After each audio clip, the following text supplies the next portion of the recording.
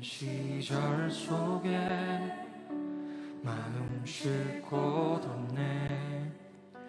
지친 나의 영혼 의지할 곳 없네. 고아 같던 나를 그가 품으셨네. 죽어가던 나를 그가 살리셨네. 무너진 마음을 위로하신 주님, 주를 더할수록 만족할 수 있네.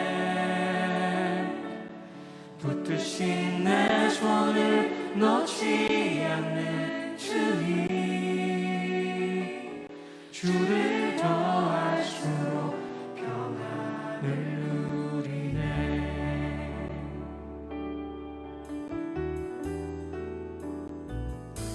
어디서 왔는지 어디로 향할지 갈 길 알 수 없어 소망도 없었네.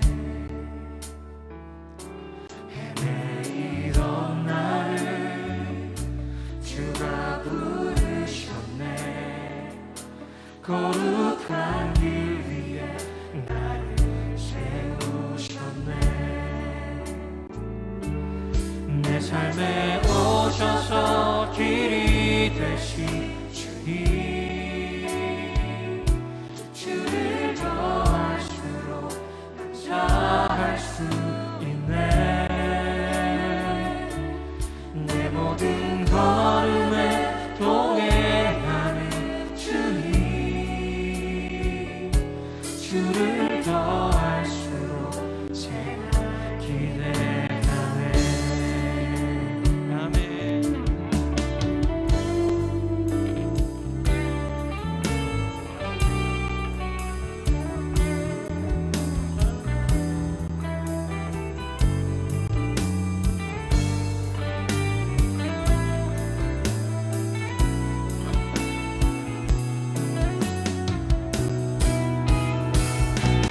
무너진 마음을 위로하신 주님, 주를 더할수록 만족할 수 있네.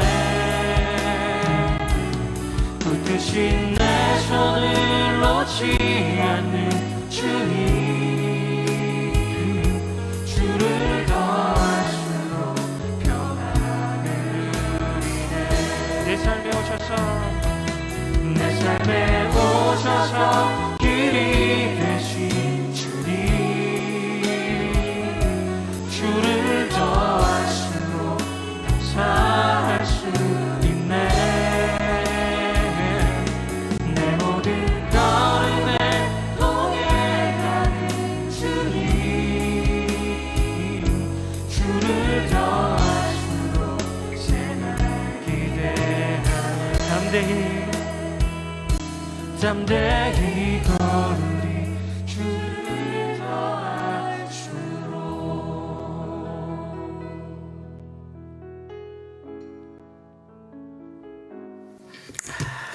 하나님 말씀 시편 146편입니다. 1절부터 10절까지 말씀입니다. 같이 한번 읽어볼까요? 할렐루야, 내 영혼아 여호와를 찬양하라. 나의 생전에 여호와를 찬양하며 나의 평생에 내 하나님을 찬송하리로다. 귀인들을 의지하지 말며 도울 힘이 없는 인생도 의지하지 말지니 그의 호흡이 끊어지면 흙으로 돌아가서 그날에 그의 생각이 소멸하리로다.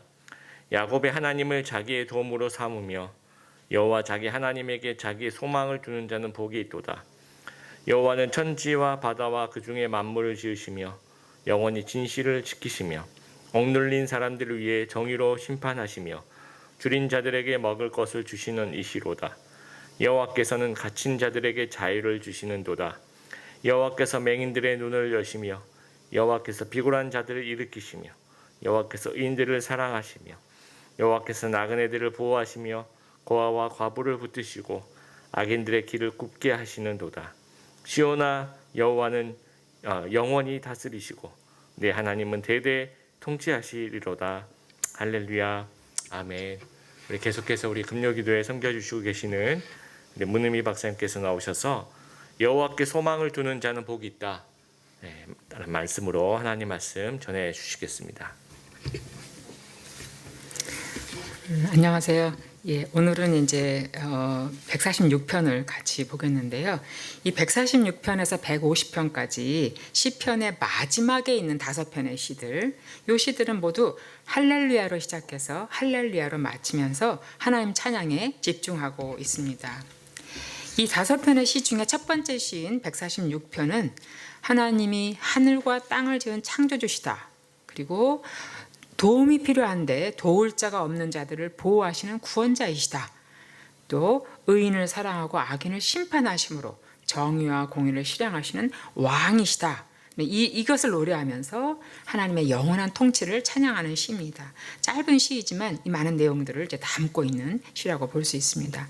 그래서 시인은 하나님의 영원하신 통치 아래 살면서 삶과 믿음을 깊이 묵상하며 깨달은 것을 교훈을 주고 있습니다. 어떤 내용을 이제 교훈하는지 살펴보겠는데요. 한번 좀 보자. 할렐루야, 내 영혼아 여호와를 찬양하라 하고 먼저 시인이 선포를 합니다. 이제 할렐루야는 이제 할렐루가 이제 히브리 말로 찬양하라라는 명령형이고요.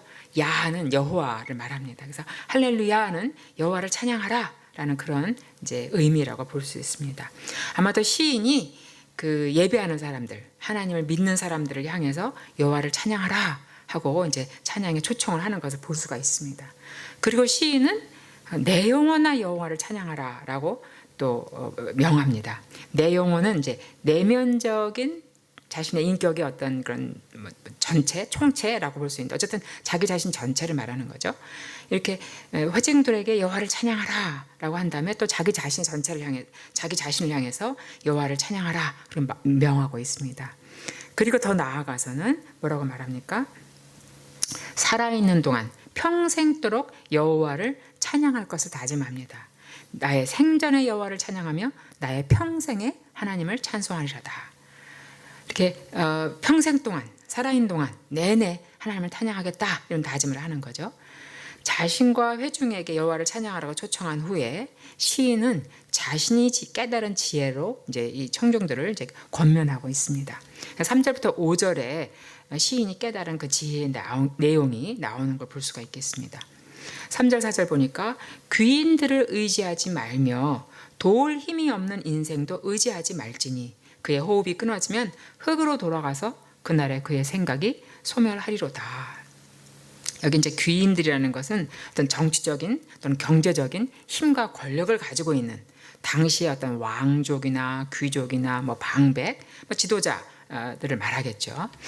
이런 권세를 가진 사람을 의지하지 말라라는 권면을 줍니다. 왜? 아무리 모든 것을 갖춘 사람들일지라도 죽으면 흙으로 돌아가서 그가 생전에 계획하거나 실행했던 모든 일들이 다 물거품이 되기 때문에 이런 도울 힘이 없는 인간을 의지하지 말라라고 이제 권면하고 있습니다. 반면에 하나님을 의지하며 하나님의 도움을 받는 자는 복되다라고 시인이 이제 선언하는 거죠. 5절에 보니까 야곱의 하나님을 자기의 도움으로 삼으며 여호와 자기 하나님에게 자기의 소망을 두는 자는 복이 있도다라고 말합니다. 인간을 기대하고 의지하는 자는 그 결과가 허망하게 되지만 여호와 하나님을 의지하고 하나님께 도움을 구하며 하나님을 소망하는 자는 확실한 도움을 받을 것이기 때문에 복되다라고 얘기를 하고 있습니다. 그렇다면 주님을 믿고 신뢰할 수 있는 이유, 주님을 믿고 신뢰하는 것이 복된 이유, 다시 말하면 여호와 하나님을 의지하는 자가 확실한 도움을 받을 수 있는 이유는 무엇이냐? 그 6절에 나옵니다. 여호와는 천지와 바다와 그 중에 만물을 지으시며 영원히 진실함을 지키시며 이렇게 말합니다. 여호와를 믿고 신뢰하는 것이 복된 이유는 뭐냐? 여호와께서 온 만물을 지으신 창조주시기 때문이다. 하나님은 하늘과 땅과 바다와 그 안에 있는 모든 존재를 다 지으십니다. 만물을 지으신 분이라는 거죠. 또 하나는 지으셨을 뿐 아니라 만물을 사랑과 은혜로 신실하게 돌보시기 때문이다 라고 말합니다. 여기 영원히 진실함을 지키신다, 이 말은 뭐냐면 창조된 만물이 존재할 수 있도록 변함없이 창조의 질서를 지키시며 이 창조가 이 창조의 세계가, 이 온 우주가 운행될 수 있도록 하나님이 돌보시고 신실하게 이제 유지하고 계시기 때문에 계시기 때문이라고 말을 합니다. 그러니까 만물을 만드셨을 뿐 아니라 사랑과 은혜로 모든 만물이 존재할 수 있도록 풍성한 삶을 살아갈 수 있도록 하나님이 돌보신다, 이런 얘기를 하고 있는 거죠. 예술가들의 작품을 만들고 나면 그것을 얼마나 애지중지에 아낍니까? 그죠? 만일 내가 만들지 않아서도 내가 고가를 주고 어떤 예술 작품을 샀다면, 그래서 내 것이 됐다면 우리도 아마 애지중지 아끼고 잘 보존하려고 노력하겠죠. 제가 어떤 사람이 집을 지은 걸 봤어요. 그런데 재미있는 게 뭐냐면 창문을, 우리 보통 창문을 집 위에다가, 벽 위에다가 이렇게 창문을 내잖아요. 근데 이 사람이 창문을 다 건물 아래쪽에다가 만들었어요. 그래서 왜 그렇게 했냐? 물어봤더니 그 사람이 뭐라고 그러냐면 그 집에는 그림과 예술 작품들, 조각품들 이런 걸 전시할 거라고 해요. 그런데 위에다 창문을 내면 어떻게 해요? 빛이 들어와서 그림의 색이 변한다든가 조각품이 상한다든가 이렇게 그 작품들이 변질될 것을 염려해가지고 창문을 다 아래에 냈다고 그래요. 창문을 아래에 내니까 빛과 바람이 들어오는 거죠. 그래서 은은하게 이제 환하게 되고 또 환기가 되는 거죠. 그래서 그림이나 작품들이 상하지 않을 수 있도록 그렇게 창문을 건물 아래에 냈다고 합니다. 이렇게 자신의 작품을 신경을 써서 아끼고 돌보는 것처럼 하나님께서도 그분의 지혜와 능력으로 만드시고 또 그분의 뜻대로 창조되어서 보시기에 좋았다고 하는 만물, 이런 만물을 어떻게 내버려 두실 수가 있겠는가? 하나님도 이 만물을 애지중지 아끼시고 돌보시고 신실하게 보살피신다는 거죠. 하나님이 창조물들을 얼마나 아끼시고 돌보시는지 예수님이 이런 말씀을 하십니다. 참새 2마리가 한 아사리온에 팔리지 않느냐? 그러나 너희 아버지께서 허락하지 아니하시면 그 하나도 땅에 떨어지지 않는다. 마태복음 10장에서 말씀하세요. 또 누가복음 12장에서는 참새 5마리가 2 아사리온에 팔리는 것이 아니냐. 그러나 하나님 앞에는 그 하나도 잊어버리시는 바 되지 아니하는도다. 이렇게 말씀하십니다. 그러니까 이 아사리온은 1데나리온이 노동자들의 품삯이라고 그러잖아요. 근데 한 아사리온은 로마에서 쓴 동전인데 16분의 1이래요. 한 데나리온에. 그러니까 1일 노동자들의 임금의 16분의 1이 되는. 그래서 제가 한번 생각을 해봤어요. 1시간에 10,000원을 주는 노동이라서 8시간 노동했다 그러면 이제 8만 원인데 그중에 16분의 1이니까 결국 5마리에 10,000원에 팔리는 거예요. 그렇다면 한 마리에 2,000원 정도 하는 그런 이제 참새입니다. 적은 돈으로 사업하는 살아있는 생명이죠. 그러니까 사람들이 하찮게 생각하는 참새조차도 하나님이 그 하나도 잊어버리시지 않는다, 이렇게 말씀하세요.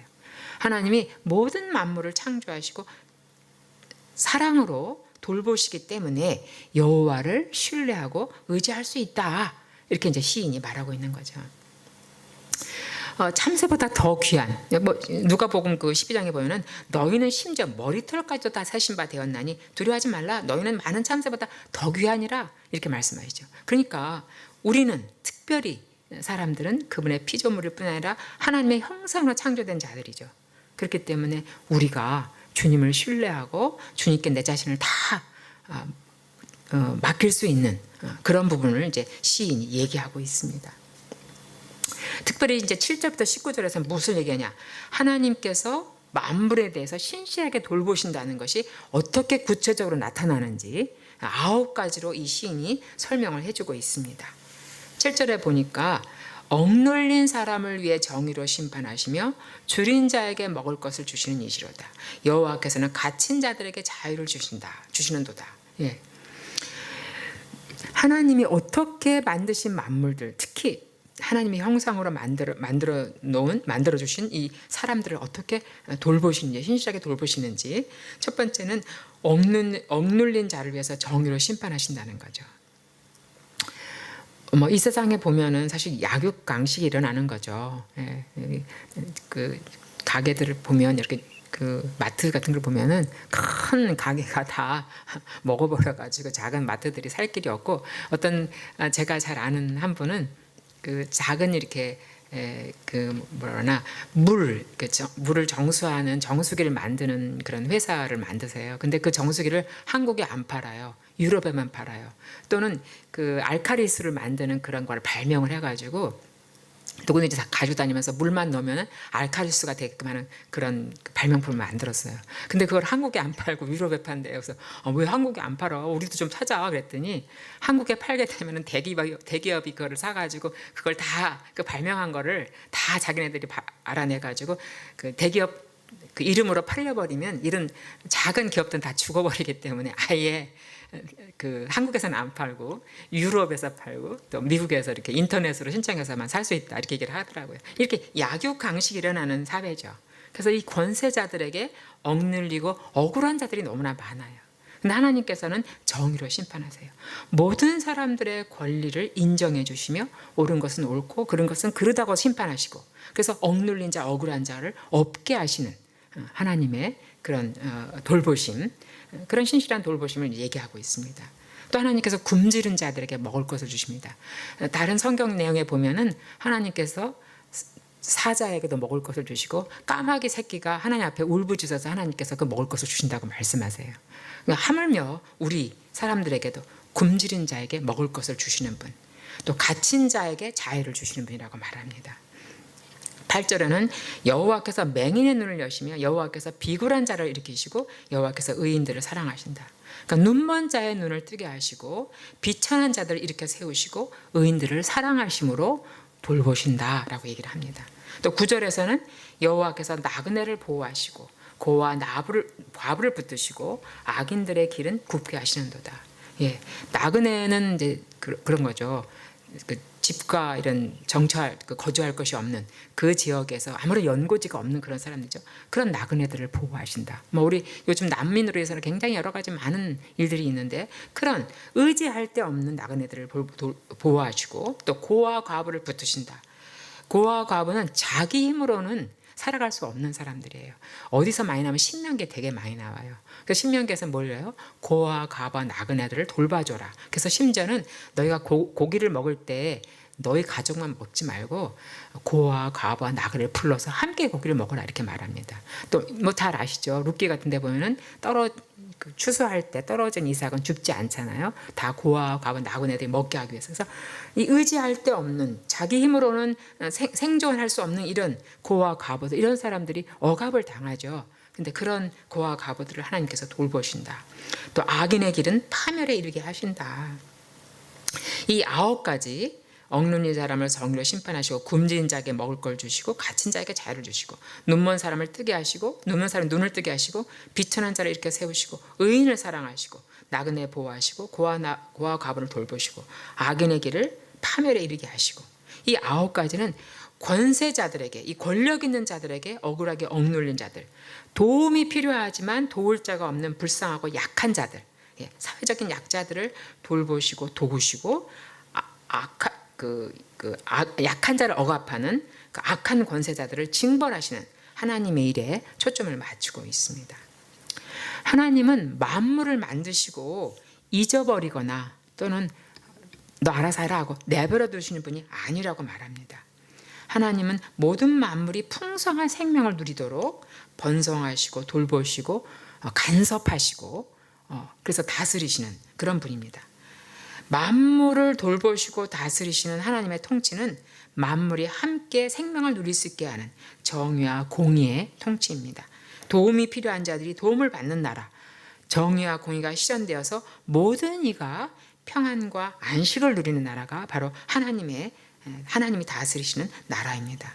따라서 시인은 하나님이 영원히 대대로 통치하심을 찬양을 합니다. 시온아, 여호와는 영원히 다스리시고 내 하나님은 대대로 통치하시리로다. 할렐루야. 네, 인간의 역사를 보면은 많은 제국들이 있습니다. 그 제국들이 어떻게 해요? 다 약한 약소국들을 먹고 억압하고 또 그들을 정복해서 끊임없는 그런 세금을 바치게 하고 그런 나라들이 존재해왔지만 하나님과 그 나라들이 다 어떻게 해요? 그런 제국들이 결국 멸망하게 하시고 또 새로운 제국이라면 또 하나님이 심판하셔서 멸망하게 하시고 그래서 이렇게 역사를 이끌어 오신 것을 볼 수가 있겠습니다. 그래서 하나님께서는 억압받는 약한 자들을 보호하시고 돌보시며 결국은 모든 자가 상생할 수 있도록 이 역사를 인도하시고 이끌어 오시는 그래서 대대에 통치하실 것을 이제 이 시인이 찬양하고 있는 거죠. 이 146편의 시인이 그가 인생에서 깨달은 교훈, 그가 각 자신의 삶과 이스라엘 역사와 또 온 우주 세상의 역사를 살펴보면서 깨달은 교훈이 뭐냐? 그 교훈의 핵심은 여호와를 의지하라. 여호와만을 의지하라는 것입니다. 왜 여호와만을 의지하는가? 의지할 수 있는가? 사람은 의지할 수 있는 존재가 아니기 때문이에요. 사람이 최고의 능력과 영광과 권력을 가지고 있다고 해도 그 호흡이 끊어지면 흙으로 돌아가는 존재예요. 그에게 속한 모든 것이 사라지게 되는 존재예요. 죽을 수밖에 없는 존재예요. 그런 죽을 수밖에 없는 존재인 사람은 우리에게 진정한 도움을 줄 수가 없어요. 여러분이 중요한 일, 정말 다급한 일을 당할 때 누구를 먼저 찾으십니까? 누구를 의지하고 계십니까? 사람은 진정한 도움을 줄 수 없기 때문에 하나님을 의지해야 합니다. 하나님을 찾아야 합니다. 여러분 우리가 많은 사람을 보죠. 우리나라에서도 큰 기업을 가지고 있는 회장이라든가 또 외국에서도 굉장히 많은 사람들 훌륭한 또는 많은 경제적인 권력과 능력을 가진 사람들 많이 있죠. 그렇지만 어쨌든 그 모든 사람들이 다 죽을 수밖에 없는 존재이죠. 그래서 죽은 이후에는 그가 하는 모든 일들이 다 물거품이 됩니다. 그렇기 때문에 그를 의지하는 것은 옳지 않다. 지혜가 아니다라고 말합니다. 인간은 진정한 도움을 줄 수 없기 때문에 의지할 수 있는 존재가 아니다. 하나님을 의지해라. 하나님을 의지해야 되는 또 하나의 이유는 뭐냐? 하나님만이 진정한 도움을 줄 수 있는 분이기 때문이다. 하나님 만물을 지으시고 그 만물이 온전한 생명을 누릴 수 있도록 신실하게 돌보시는 분이다. 특별히 힘이 없고 연약한 사람들, 자신의 힘으로는 자신을 지키고 보호할 수 없는, 자신을 보호할 수 있는 자원이 전혀 없는 자들, 그런 자들을 도와주신다. 줄인 자들, 갇힌 자들, 또 볼지 못하는 사람들, 또 낮아진 자들, 나그네, 고아, 과부, 사회의 약자를 보호하시고 도와주시는 분이다. 여러분 이제 도움이 필요한 분이 계십니까? 도움이 절실한데 주위에 아무도 도울 사람이 없어서 답답한 분이 계십니까? 하나님이 도우실 수 있습니다. 하나님은 힘이 없고 연약한 사람들 신실하게 도우시는 분이에요. 어느 찬송가에 하나님이 우리가 지는 한숨 소리도 들으신다 그런 찬송이 있지요. 그래서 우리가 참 그 찬송을 들을 때 위로를 받습니다. 혹 여러분이 한숨을 짓지 않아도 한숨만 지으면서 표현하지 못하는 우리의 마음을 하나님이 다 알고 계신다는 거예요. 그래서 우리의 마음을 다 알고 계신 하나님을 의지하라. 하나님이 도우신다. 시편 62편 8절에도 뭐라 그래요? 실시로 하나님을 의지하고 하나님 앞에 너희 마음을 다 토하라. 하나님은 우리의 피난처시다 라고 말을 합니다. 네, 우리가 피할 곳은 하나님뿐이고 우리가 진정 도움을 받을 수 있는 곳은 하나님뿐이다. 시인이 그렇게 말을 합니다. 또 세 번째는 하나님이 정의와 공의로 영원히 통치하시기 때문에 하나님을 의지할 수 있고 하나님을 의지해야 합니다. 우주 만물을 만드신 분이 모든 것을 다스리고 주관하십니다. 하나님은 그분의 뜻대로 모든 것을 다스리시지만 변덕스러우시거나 또 불의하게 다스리지 않습니다. 하나님은 의인을 사랑하시고 악인을 심판하십니다. 억눌린 사람, 억울한 사람을 해서 정의를 실행하십니다. 정의와 공의로 세상을 다스리십니다. 정의와 공의로 세상을 다스리기 때문에 하나님을 신뢰하고 하나님을 의지할 때 모두에게 진정한 상생이 이루어집니다. 우리는 모든 일에 있어서 정의와 공의로 다스리는 하나님을 의지해야 합니다. 여러분이 중요한 일을 당할 때 다급한 일에 있어서 먼저 누구를 찾는지 누구를 의지하는지 한번 생각해 보세요. 내가 지금 현재 어떤 일을 당하고 있어서 좀 급하다 그럴 때 먼저 누구에게 전화하십니까? 하나님께 먼저 전화하십시오. 사람을 의지하지 말고 진정으로 도움을 주시는 하나님께 여러분 먼저 전화하세요. 기도하세요. 하나님이 도움을 주시기 위해서 여러분을 기다리고 계세요. 언제든지 여러분의 전화를 받을 수 있어요. 내가 답답할 때 전화하면 그 전화 받는 사람이 통화 중이야. 또 전화를 안 받아. 막 아주 그냥 속이 터지죠. 근데 하나님은 항상 여러분의 제 전화를 받기 위해서 대기 중에 계세요. 다급할 때, 힘들 때, 정말 도움이 필요할 때 하나님께 전화하시고 하나님을 의지하십시오. 더 나아가서 여러분은 하나님 나라의 백성으로서 하나님만을 의지하며 하나님 하시는 일에 동참하고 있는지요. 하나님이 우리를 돌보시는 9가지 사실 우리가 얘기했잖아요. 근데 그 하나님 하신 일에 나도 동참하고 있는가 우리가 생각해 볼 필요가 있습니다. 예. 이 시간 제가 잠깐 기도하고 또 우리가 몇 가지 기도를 하겠는데요. 잠깐 기도하겠습니다. 하나님 아버지, 우리 인생으로 하여금 주님을 알게 하시고 또 주님을 의지하여 살아갈 수 있게 해주신 것 감사합니다. 그렇습니다, 주님. 사람은 의지할 존재가 못 됩니다. 그들이 아무리 능력과 또 권력을 가지고 있다 할지라도 또 많은 지혜를 가지고 있다 할지라도 인간은 숨이 끊어지면 흙으로 돌아가는 한계를 가지고 있는 존재이기 때문에 우리가 어떠한 일을 당할 때 어떠한 힘들고 다급한 일을 당할 때라도 사람을 의지하지 아니하고 하나님을 의지할 수 있게 도와주옵소서. 진정으로 도움을 주실 수 있는 우리를 사랑으로 돌보시고 끊임없이 우리를 돕기 위해서 기다리고 계시는 우리 하나님께 우리가 도움을 구하고 주님만을 의지할 수 있도록 우리를 붙들어 주시기를 원하고 기도합니다. 이 시간에는 같이 기도하시겠습니다. 정말 내가 다급한 일에 먼저 하나님께 전화를 드리는지 먼저 하나님을 생각하고 하나님께 기도하는지, 만약 그렇지 못했다면 하나님을 먼저 의지하지 않았다면 하나님 이 시간에 회개하고 돌아서서 하나님만 의지하겠습니다. 하나님만 찾겠습니다. 하나님께 모든 걸 맡기겠습니다. 이렇게 기도하는 이 시간 갖겠습니다. 각자가 기도하는 시간을 갖겠습니다. 하나님 아버지, 내가 힘들고 어려울 때 먼저 사람들을 생각하고 나를 도울 사람들을 생각했던 것들을 주님 앞에 고백합니다. 하나님, 그들은 우리를 진정으로 도울 수 있는 자들이 못되고 하나님만이 우리를 도우실 수 있는 하나님을 도와주고 싶어 하시고 도울 수 있는 능력이 있는 우리를 돕기 위해서 기다리고 계시는 분인데, 하나님, 저희가 어리석어서 사람을 의지하는 것이 아니라 또 꾀로 내 죄로 몰아가려는 것이 아니라 하나님을 의지할 수 있도록 축복하여 주시기를 원합니다. 하나님, 주님 앞에 달려갈 수 있도록 저희를 인도하여 주시기를 간구합니다. 축복해 주옵소서. 그리고 주님 앞에 맡겨드립니다. 주님 해결하여 주시고 인도하여 주시옵소서.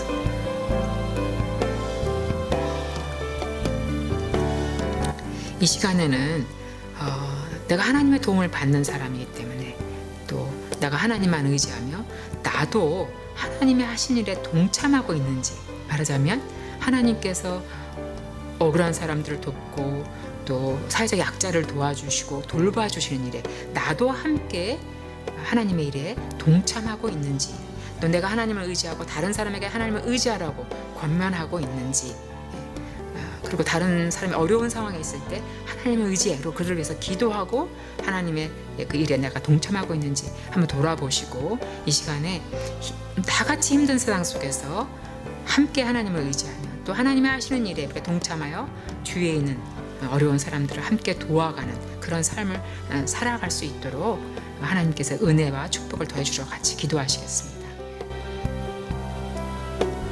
하나님 아버지, 우리 자신이 주님을 의지할 뿐 아니라 또한 내 주위에 있는 사람들이 주님을 의지할 수 있도록 그들 위해서 기도하고 또 권면하고 그들도 하나님을 의지할 수 있도록 축복하여 주옵소서.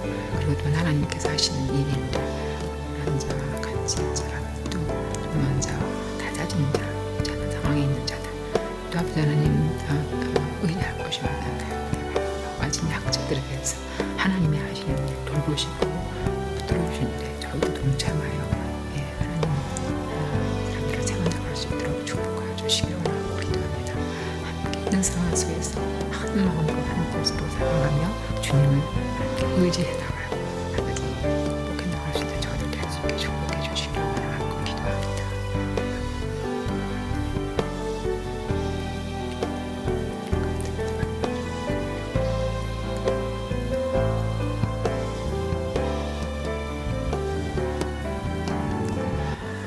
우리 마지막으로 우리 드림의 교회를 위해서는 한 가지 더 기도하고 개인의 기도로 들어가기를 바랍니다.